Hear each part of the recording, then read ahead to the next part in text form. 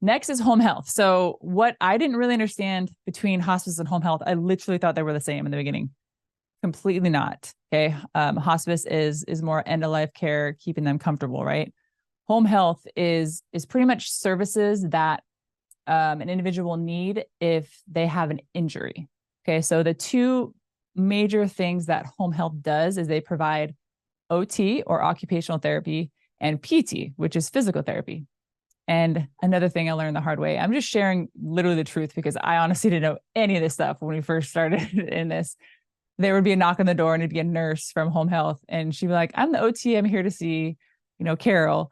And I'm like, okay, OT. So she's an occupational therapist. And I'm like, what exactly does occupational therapist do? I don't even understand. What do they do? What's the difference between a physical therapist?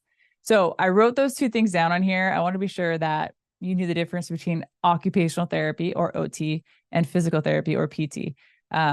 And they will never say occupational therapy. They always say OT. I'm the OT nurse or I'm the PT nurse. Okay. So it's almost like the jargon, like the language that's in assisted living and healthcare. So OT helps a person do things from point A to B, right?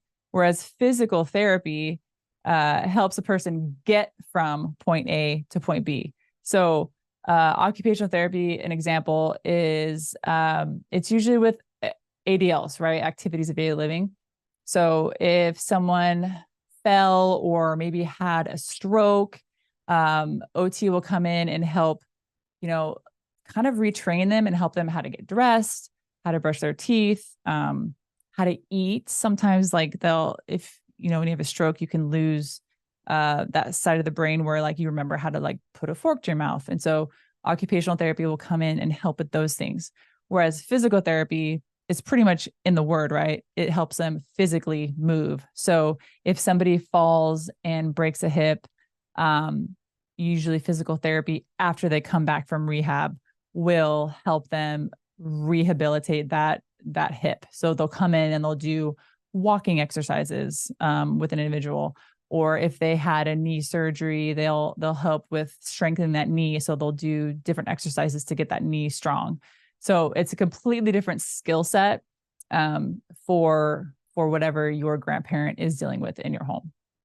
So the goal of home health is to treat an illness or injury. So it's helping them recover through it, right? So usually when someone goes on home health, it's for a certain period of time.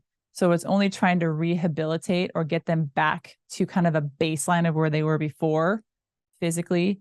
And then they'll pretty much be done with that service. So what we try to do is keep them on home health as long as possible because it's a great service that's provided to help them to get back to and recover from their injury.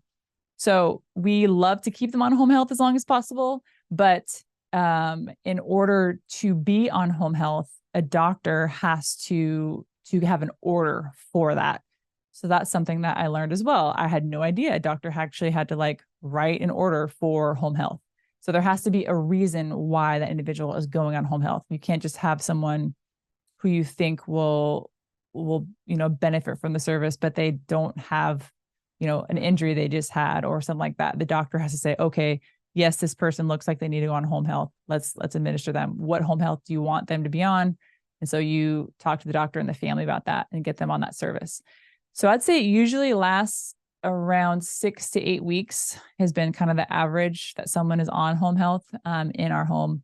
And so that's what you can expect when you have someone get on home health.